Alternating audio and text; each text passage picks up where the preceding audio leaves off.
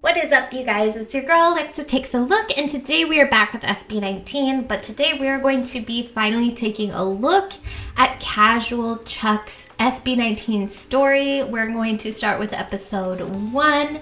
As always, if you haven't subscribed to my channel, please consider doing so. It helps me out. I am almost to my goal of 4K. But without further ado, let's go ahead and jump into this. Alright, so we have it pulled up here. As always, links to the videos that I react to are in my description. Let's get into it.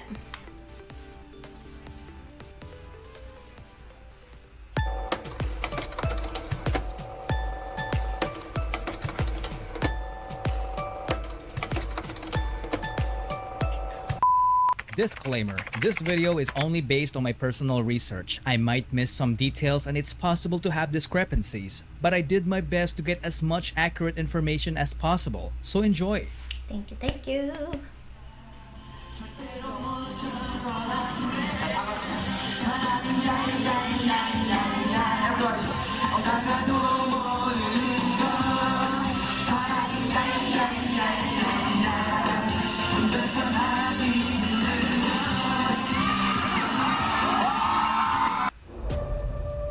This is Cult Triple, a group of talented performers and comedians from Korea you've probably never heard of.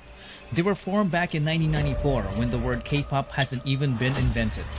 In 2002, one of the members made the biggest mistake of his life, which will change the entire course of P-pop history.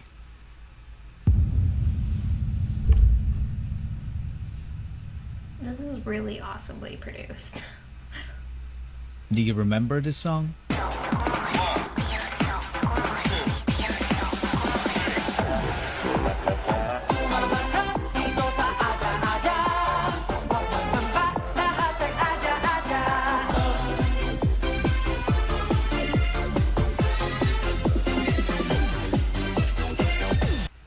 It all started with this man, Jong Song-han. When he left the trio in 2002 to become an entrepreneur, Cult Triple became Cult 2. Most of their fans definitely thought that Song-han's decision was a huge mistake because the remaining members started racking up different awards in the entertainment industry. If he only stuck around, he would have gotten those awards too. But this man's decision was final. He used all of his savings to build an event organizing company called Show BT Entertainment. Yep, I'm talking about Tatang Robin. Tatang noticed how passionate Filipino fans were during the rise of K-pop, so he wanted to organize K-pop concerts and events that promote Korean and Filipino culture. To make that happen, he needed entertainers, a group of young people that would be part of the package of their service as an event organizer. We are talking about people who can do dancing, singing, and even act as servants like waiting tables and assisting guests. So he held an audition and hundreds of young talents applied. I mean, that is a good 30 of them idea, passed though. as trainees. They were then called Nara, which in Korean means country and is the national tree of the Philippines. They went to multiple events together, including the fan meeting like event of the K-pop group called Off-Road.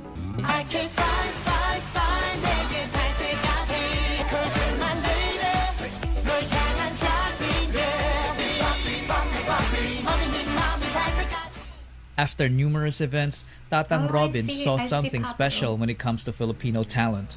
He realized that some of his trainees were far too talented to just end up as small-time performers. So he decided to launch the first P-pop boy group that underwent strict Korean-type training. Out of the 30 trainees, only few have made it. Jan Paulo Nace. He always wanted to be a performer. As a young dreamer, he joined several competitions as a soloist and also a member of the K-pop dance cover group called PHP. As a trainee, he was the guy who shows up early and leaves late despite juggling a full-time job as a data analyst to provide for his family. Jeez, no way. He was the first one selected due to his undeniable diligence and leadership qualities. He is known to have critically acclaimed songwriting ability. a badass rapper, and was often dubbed as a genius, but he consistently denied it because he claimed to be just a hard worker. This made him the destined humble. leader of the group. He debuted with the name Sejun, but later changed his name to Pablo. Now that the methodical leader is chosen, they needed more members. Tatang how Robin young just he got a is. genius composer in Pablo, so they needed someone who can dance. And this next guy is exactly that. And even more. Stelvester Ahero. His He name was is only 16 when he Stelvester. That started is so competing as a cool. dancer while studying. He was a born winner despite growing up as a bullied kid. He made performing his escape from the harsh reality of the world. He did a great job channeling the negative aspect of his life and converting it by winning multiple K-pop dance cover competitions with his group Saeon. He is also a hard worker. He was teaching dance to kids while competing. Wow, he was a There was dancer, point not a when he worked vocalist? too hard that it threatened his life due to poor health. He is a very skilled choreographer. In fact, he's the main culprit behind most of SB19's snappy and amazingly synchronized dance routines. But little did they know that dancing wasn't even his only talent. He easily became the main heavenly voice of the group because his vocals were just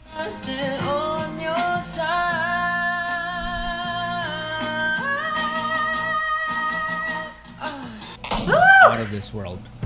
He debuted as Stel, the main vocalist, the lead dancer, and choreographer of the group. Josh Cullen Santos became homeless at the age of 16 and it was his decision. He's had the worst childhood among the other members.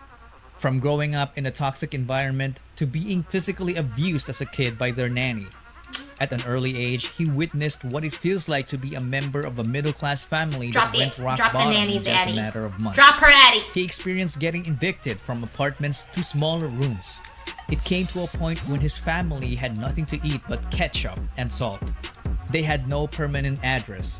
Because of that, Josh and his sister dropped out of school multiple times, so they got bullied at school for being repeaters. Sometimes he would get into fistfights for defending her. Josh had enough of this, so he took matters into his own hands by leaving. He became independent and started working as an internet cafe attendant.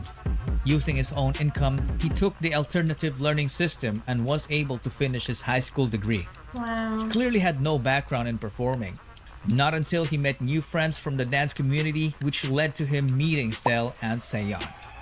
They became co-members and went on to win numerous K-pop dance cover competitions all over Asia. They even met BTS during one of their winning runs in Korea. In a way, Josh was saved by Stel after trying so hard to save himself. And it paid off because after training, Josh ended up debuting as the lead rapper and dancer of the group. That's so inspiring. Oh, here's my husband. Justin DeJoss didn't have to audition. Apparently, he was a very good-looking guy that when he joined a talent workshop as a teenager, Show BT immediately took notice and offered him to become a trainee to improve his singing and dancing skills. He was one of the late joiners, and when he did, he immediately saw a familiar face in Josh. You look familiar. Apparently, the two had a stint in performing together in a K-pop dance cover group called Zero to Hero. Hey, welcome to my world, let's do this. 이슈 제조기라 불러서 어디 가도 분위기가 higher. 비행기 밖은 너무 시끄러워. So Justin as well wasn't new in the world of performing. Look at how baby He auditioned he to be a is. part of the televised Pinoy boy band Superstar show, but he didn't even make it to the live auditions. Perhaps it was fate. He didn't have great singing skills at the time. It was only when he became a trainee I don't that he believe it. improved astoundingly in the vocal department.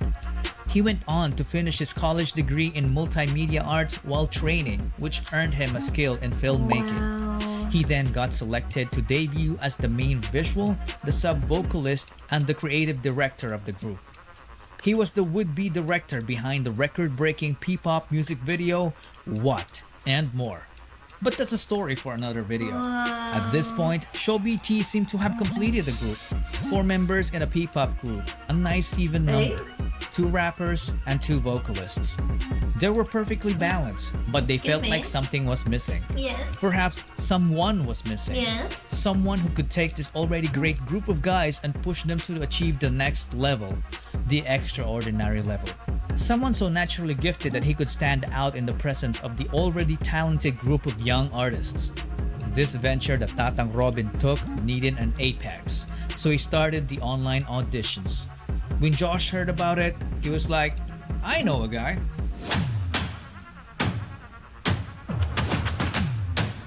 Philip John Suson is such a specimen. He was so naturally Yes, he gifted that is. excelling in sports looked like a walk in the park for him. He grew up in the church under the care of his grandparents. He was an artistic kid, so he was active as an editorial cartoonist in school.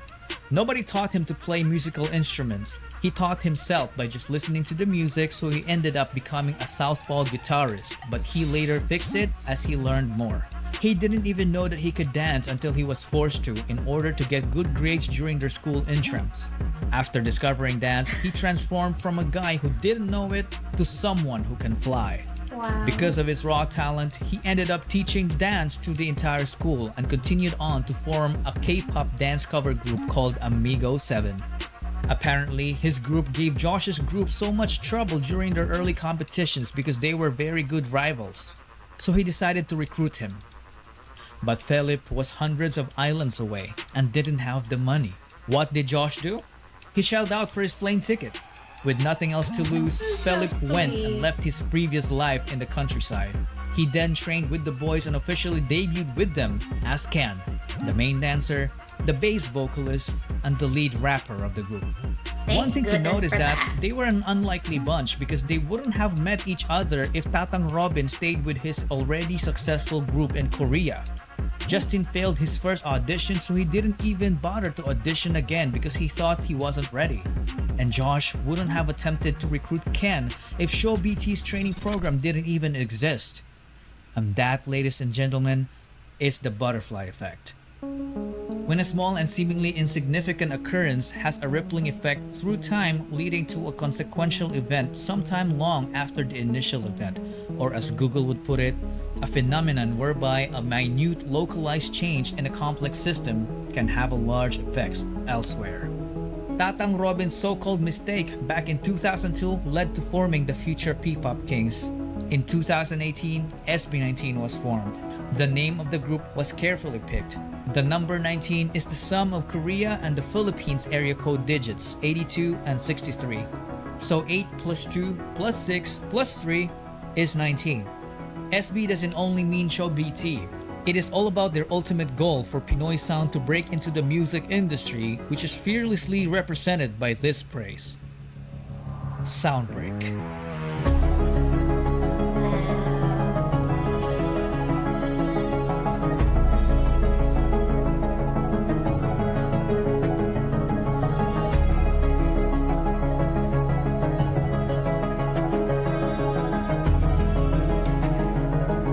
What a guy for doing this for all of us new fans.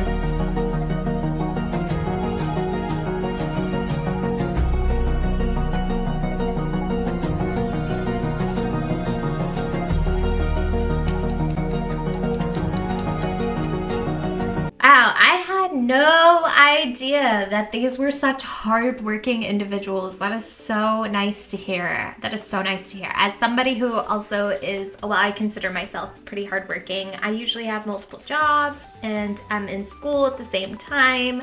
I think that's super cool that they have the passion and the drive to do what they do. I'm really excited to hear more about their story. I think for me, one of the most surprising things was that Stell originally was a dancer and was like recruited for his dancing, not his voice. That's crazy to me because Stell has an amazing voice. Also that Justin wasn't good at singing, that's wild to me. That is so wild. Like, really? I don't know. That's super cool though too. I love watching people grow and things grow, and I'm really excited to watch this series and learn more about the boys and be able to appreciate more about the boys. So I'm really excited. We're going to continue on with the series next week until we're done with it. So as always, if you have not done so already, don't forget to like, comment, subscribe, and share. Whatever the cool YouTubers say. It's your girl Alexa Takes a Look, and I am bouncing out.